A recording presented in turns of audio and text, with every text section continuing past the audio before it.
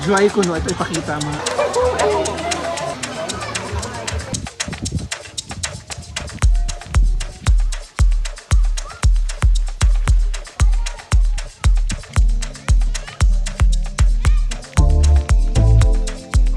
Hi everyone, medyo naadlo sa tanan. So kay summer naman, meaning hindi man nasab ang song kay Cold Spring.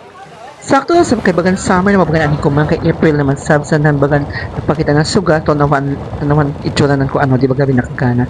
So amo ni amo ini pag biyahe pasingod sa tubod kay sa tubod man located ang Songkoy. Anyway, gana ang view sa mainit di ba?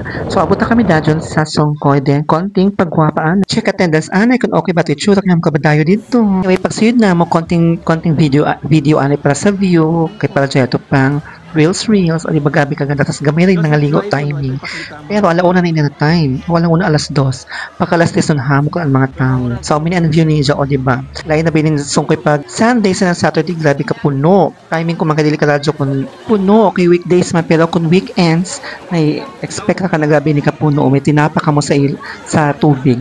So anyway, amoy ini amo mga eksena sa tubig well nangaligo kagabi gaso ka tignaw. So pag dili ka gusto mo maghumol, tignaw ang gusto ko pero kung daw ko sa ilayom dili ka na tignaw. So kay init naman ko man na panahon kay going na pa summer, so timing gana na dili maghumol-humol sa Songkoy.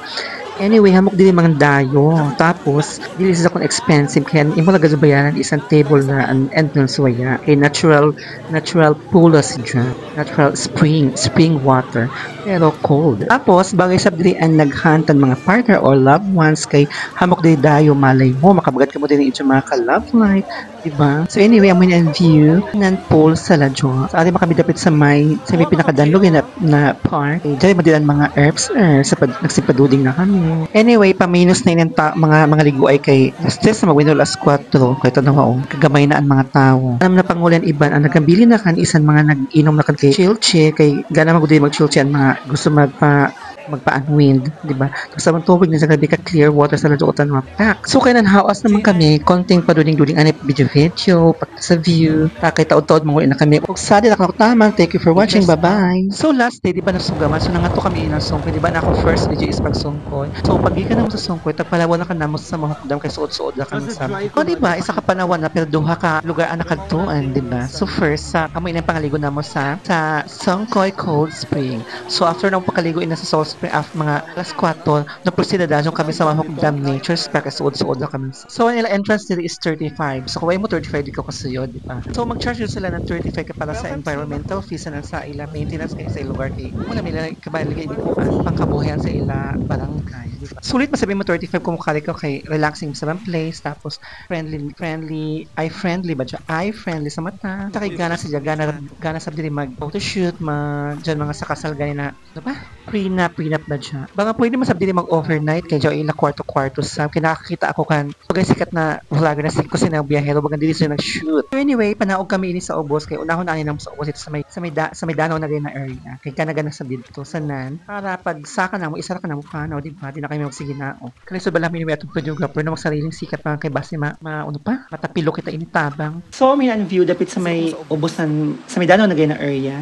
So, second ground pa kaya ito pag pinakaubos dito. So, balik ko na namo na part for pictorial sa video. Diyan mag sa ila pinakaubosan ila floating cottage. So, ato i-try kung dyan pa ba kay sa una. Nakakita kami dyan mga floating cottage. So, ipakita na ako ang mga view around the nature park.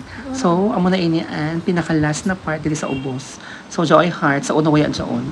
Tapos, ang nila mga floating cottage, baga naguba na. Nabili na kayo sa mga baroto-baroto. Sila patintahan din na baroto-baroto dyan. Diyan kita kami dyan color-color sa likod. Amon dyan.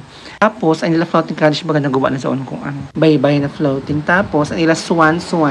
Hindi kong function pa. Baka feeling ko waya na baga. Kaya yan ako kakita ng Joy na gamit. Tapos, amo na nila Danau. So, kan mainit Joy Danau, sila Joy Mila Mini Danau. So, ipakita na ko ang surroundings sa palibot ng Danau. Ay, di ko palibot. Sa kilid ng Danau. So, amo ini. Baga na siya. Gana gano'n sa pictorial, sa mga photoshoot, or pwede sa dili mag-shoot. Nasa kay gana din na area. Diba grabe kasi ni Matty. Pwede gaso kami dili maghimo ng content sa iyo mga drama-drama ng mga content. Diba? So, of course, mag-video sabang ko nakita ang background ng kilid sa Danau. So, mini and pag naka 0.5 ang kuha. So kay Jeremy lang mga buyak na gana pan cinematic na kuha. Ako sab tag-try pag video. Gana sab gadyo sa ang angle. O di ba ipakita na ko ang slow mo na to kung gana ba. O di ba pang cinematic gadyo ang kuha, di ba? So gana gadyo diri mag picture kaso lamang jo iba to dito di ako kalakang.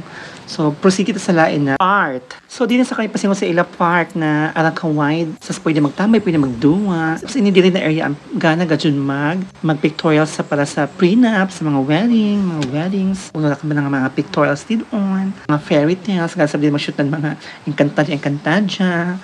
O, diba? Hindi kung pwede sabi din mag-picnic. Iba hanggang namin na area ay picnic-picnican. Pero ako kita na dyan nag-picnic din. So, sa pagkahuman mo din sa ila park, proceed na kami sa pinakabongga nila na area sa may ato ganin sa mag-hanging ba? Ato mga moon. Moon, magod ako nakita na forma ni. So, siguro moon. Tapos dyan sa taas pa na hanging na pwede mag-picture. O dyan sa likod amo ini.